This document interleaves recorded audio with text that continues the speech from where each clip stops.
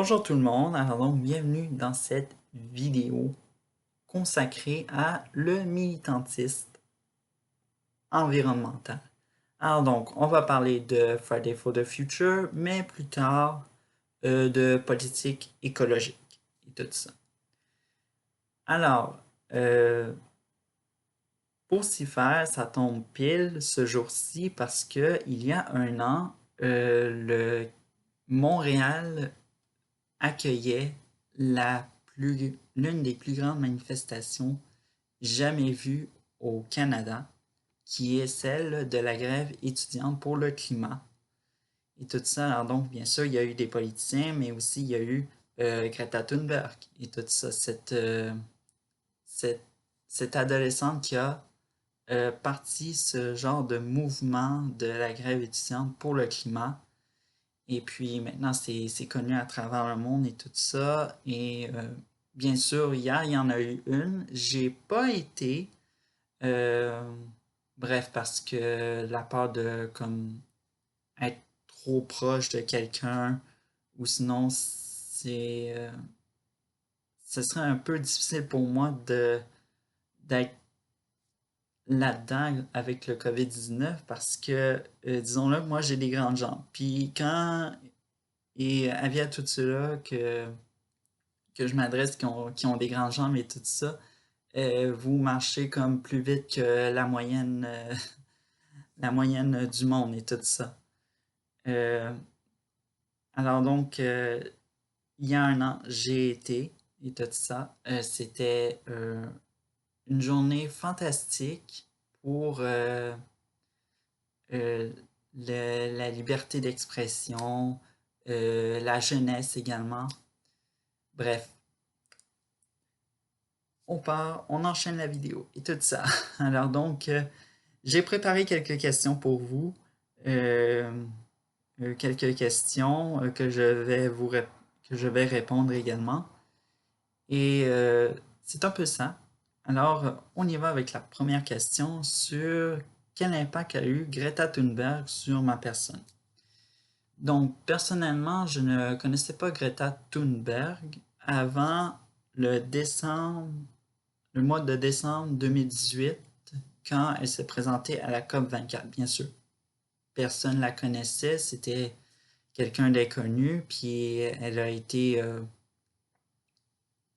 elle s'est présentée devant un micro, devant les membres de la COP24, qui s'est tenue en Europe.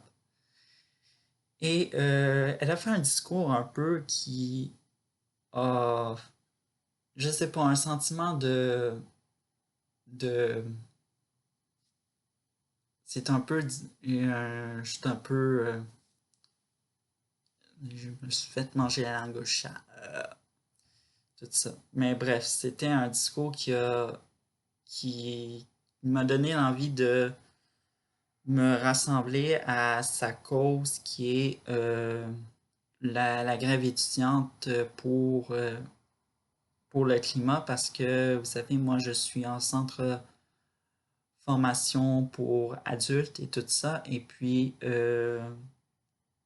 pour moi, j'ai voulu comme inculper euh, et aussi changer ma vision dessus l'environnement. Et puis, je me suis dit que je ne pouvais pas rester assis euh, sur une chaise et être à un pupitre pendant que l'urgence climatique est de plus en plus critique et tout ça. Et puis, bref, c'est de même que Greta Thunberg a eu un impact dessus moi. Genre, elle m'a donné une autre vision, aussi une remise en question sur ma vision sur l'environnement et l'écologie et tout ça. Deuxième question, qu'est-ce qui m'a poussé à aller manifester et tout ça? Alors donc, il faut savoir que personne m'a obligé d'aller manifester et tout ça. Il y avait un genre d'événement, tout ça sur Facebook, on peut les voir et tout ça de toute façon.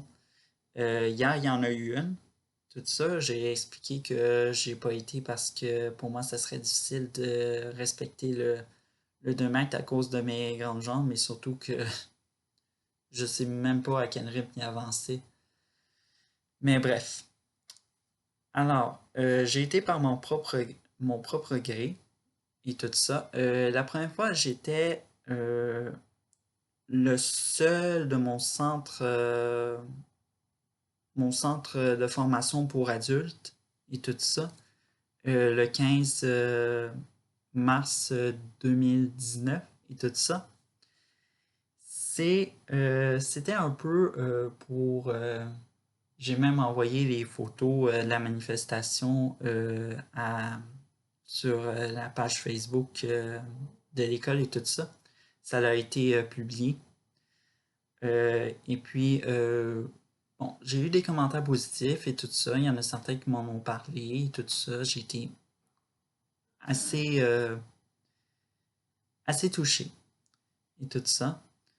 La deuxième, là, pour s'y faire, il y avait des affiches, bon, qui étaient, qui étaient mises sur les murs du centre pour donner plus peut-être l'envie aux élèves de d'aller manifester et tout ça. J'ai été la deuxième fois. Il y avait un demi-million de personnes à Montréal, figurez-vous que c'est incroyable. Et comme je l'ai dit au début de la vidéo, c'est l'une des manifestations qui aussi du jamais vu au Canada en entier. Et tout ça. Euh, j'ai j'étais ultra fatigué, rendu à la scène était installée sur le boulevard Robert Bourassa et tout ça avant de prendre l'autoroute 10 et tout ça. Euh, Vraiment, j'étais fatigué, j'avais les jambes. Bon, ok, je vais pas faire mon faible, je suis habitué aux marches, mais celle-là, elle était vraiment une bonne marche et tout ça. Mais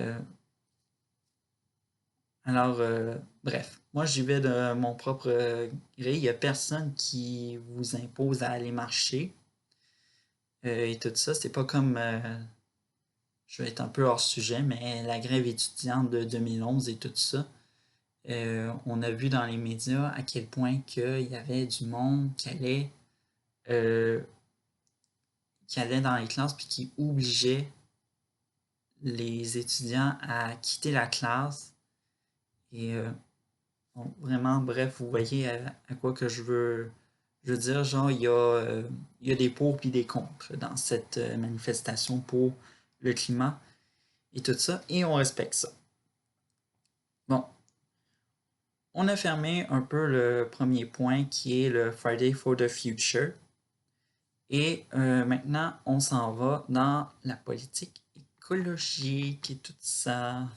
Alors, la question 1.2, parce qu'on est dans le deuxième point, le point 2, c'est pour ça.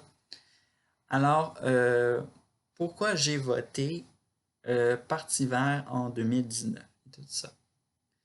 Il faut dire que en 2015, c'était mon premier vote au fédéral et tout ça.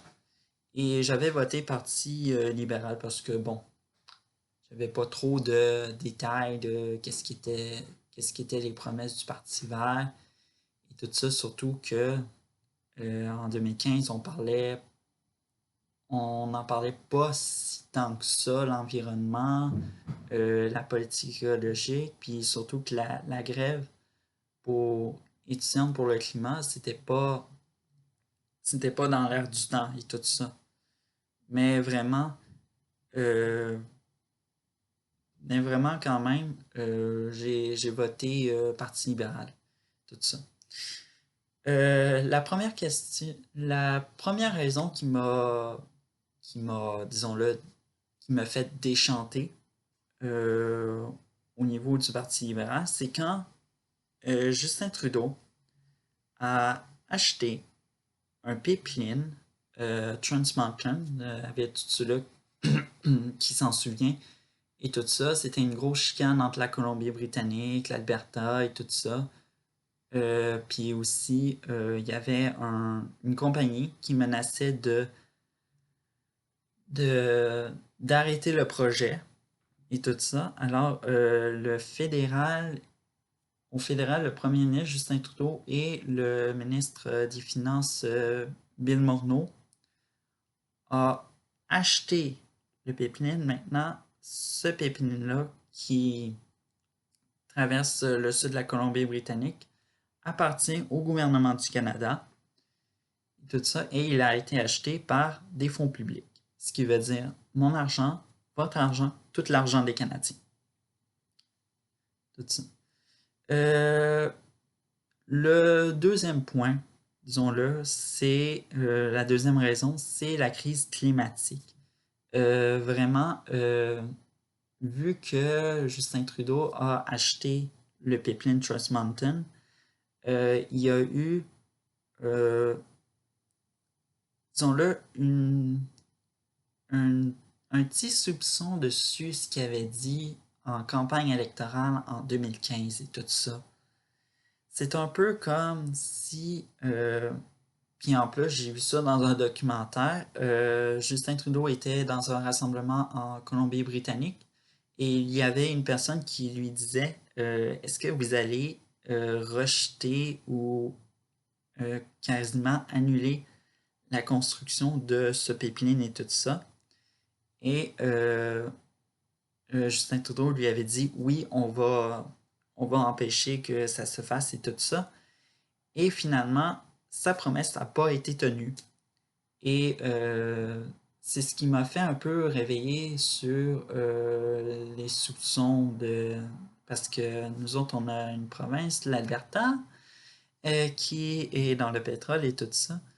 Et on sent un peu que c'est un peu un otage qu'on fait un peu au fédéral pour que malheureusement, il y a des promesses en environnement et finalement ils ne sont pas tenus parce que l'Alberta nous force un peu à, disons-le, distribuer sa ressource naturelle qui est le pétrole et le gaz dans, à travers le monde, mais aussi à travers le Canada. Et puis, juste pour vous dire que l'Alberta puise aussi du pétrole, mais aussi puise également un gaz très controversé qui est le gaz de sulfure et tout ça. Et quand il dit que c'est du gaz naturel, ce n'est pas réellement naturel parce que il faut qu'il enlève un peu le sulfure et ce sulfure-là, ça va dans l'air et ça fait réellement des particules polluantes dans le ciel. Je pense que c'était 750 tonnes par, par jour ou un autre chiffre, 270, 100... Pouf, je me rappelle plus, ça fait tellement longtemps que j'ai vu ce documentaire-là. Mais en tout cas, c'est pour vous expliquer à quel point que euh, j'ai voté Parti vert et je ne le regrette pas en octobre 2019. Et en plus, c'était une bonne nouvelle pour le Parti vert parce qu'ils ont agrandi leur députation de 3 députés maintenant. Et puis, c'est ça. On va à la question 2.2 qui est comment se porte la politique écologique au Canada? Bon, je fais cette question-là pour répondre à ceux qui sont hors du Canada et tout ça, qui se demandent qu'est-ce qui se passe dans la politique écologique à travers le monde, tout ça. Il faut dire que le Parti vert a fait des percées et font partie du paysage politique provincial. Donc, on a le Colombie-Britannique et du Prince-Édouard, Nouveau-Brunswick et également l'Ontario. Donc, vous voyez à quel point que il y a des percées qui se font et tout ça. Et la question, c'est est-ce que la députation va s'agrandir ou elle va baisser? Ça dépend réellement de si le parti présente réellement des choses qui sont intéressantes, mais aussi que, en même temps, surtout avec la crise climatique, ça, euh, ça rallie beaucoup de gens et tout ça. Alors donc, même s'il y a certains, même s'il y a il y a certains partis verts dans les provinces, comme par exemple celle du Québec, que elle n'a aucun siège, il faut savoir que le vote augmente et tout ça. Alors donc, ça donne des bons signes et tout ça.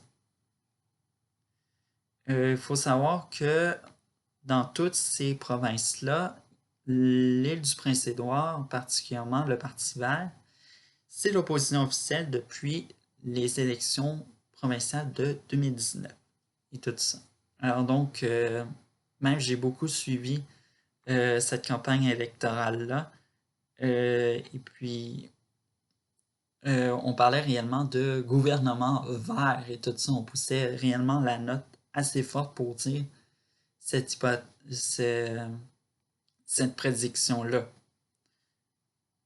Et aussi pour finir sur la politique écologique et tout ça, bon, il y a la scène fédérale, la scène provinciale, mais aussi la scène municipale et tout ça. Il faut savoir que le Parti vert a aussi des, euh, des candidats verts, surtout en particulier dans deux villes de la Colombie-Britannique, dont Burnaby et aussi Vancouver. Et tout ça. Alors donc, juste pour vous faire un petit portrait un peu profond de à quel point que le Parti vert siège un peu partout et bref, on voit que la mentalité des électeurs change et tout ça.